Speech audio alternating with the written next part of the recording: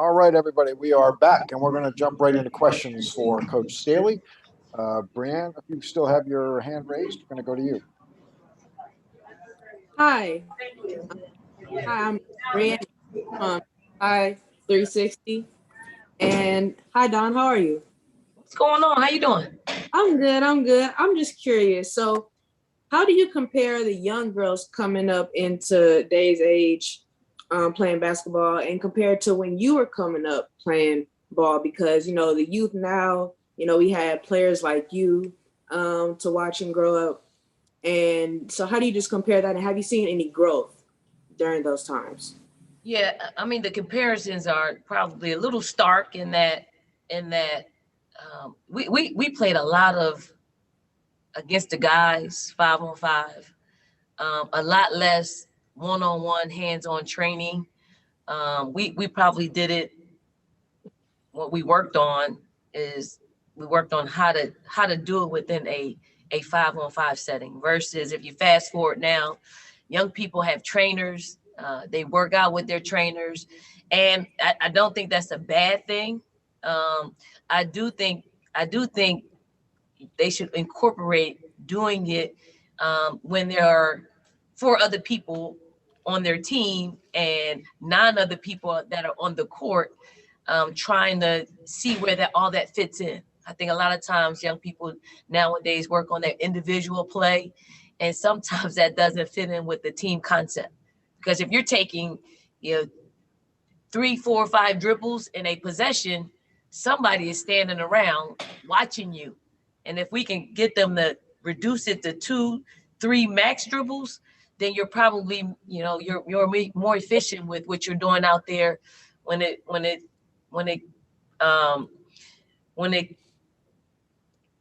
you're working with, other teammates out there on the floor. So I hope I answered your question. Hey, you did. Thank you. All right. Thank you, Brianne. Chantel, you're up, and you're going to be followed by Tak.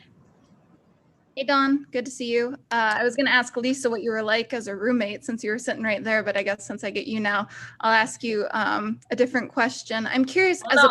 I'll tell you, and then you can ask me another one. As a roommate, I made Lisa a better wife and a better partner because if she used the bathroom before I did, she left all these water spots all over the place, and she stepped on the bath mat.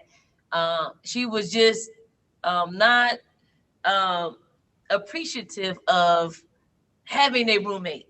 So we switched it. I used to go take a shower first, and I taught her how you should leave the shower if you have a roommate the same way it was when you walked in it. So she's a much better wife to Michael because of the years that we spent together with USA Basketball and being more tidy.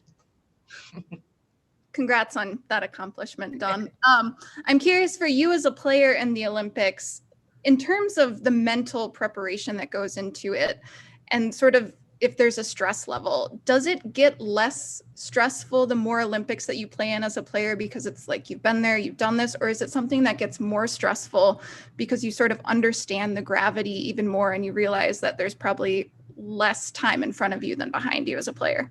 Yeah, I mean, as a player, your first time around, you're super nervous, you're unsure of what to do, where to go, and obviously you create habits, but it's your first time, and if it's a lifelong dream like it was for me in 1996, you want to take it all in, but you also don't want to shortchange the process of singularly focused on winning a gold medal. Now, when you go 2 and 3 and 4 and 5 times, it gets, I wouldn't say easier.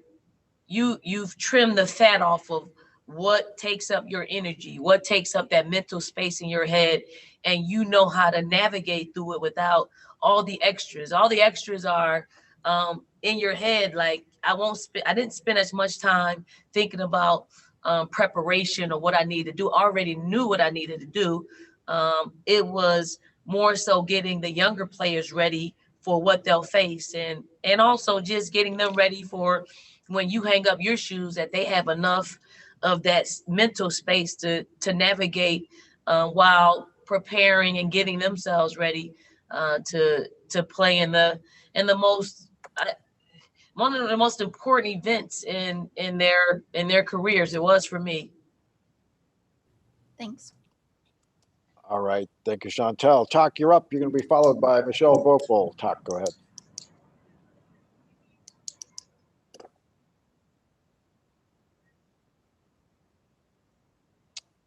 Takeshi, are you unmuted? Go ahead. Hello, Coach. My name is Takeshi Shibata from Tokyo, Japan.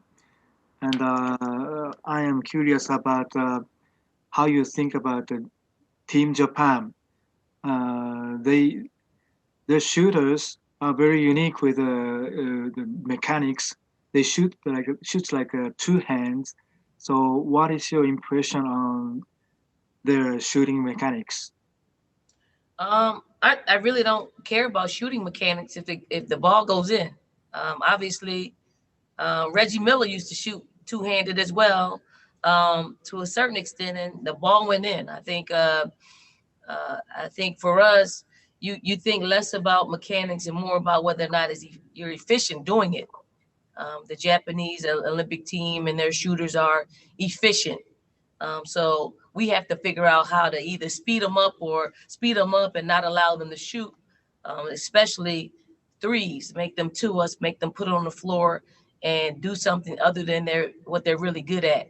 But they got a great coach. We had an opportunity to go train with them at South Carolina. They brought us in. We had a really good time. They beat Asia Wilson and our South Carolina women's basketball team by 20 and 30 points.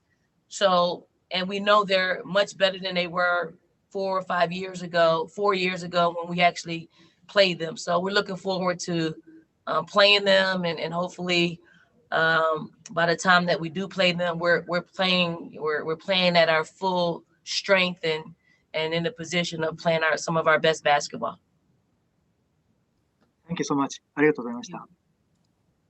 All right. Thank you. We're going to go next to Michelle Vopel, who will be followed by Kareem Copeland and Mitchell Northam. Michelle.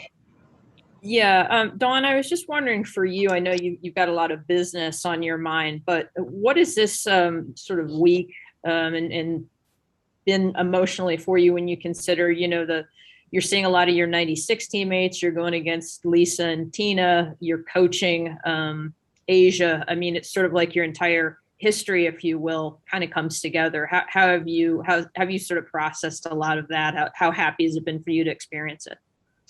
I'm truly happy that I'll be able to reminisce and see some of my 96 teammates, as well as, the coach, Asia Wilson, also to see Alicia Gray on the 3-on-3 team.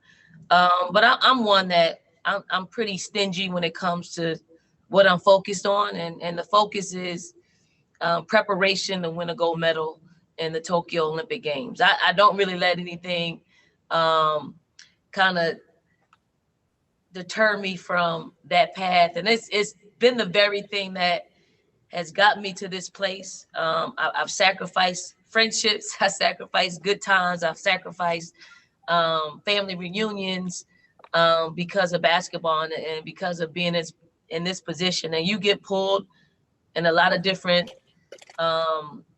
ways. But know that when I see my 96 teammates, I'm thinking about how we put our team, our 2020 Olympic team, in a position to win another gold medal.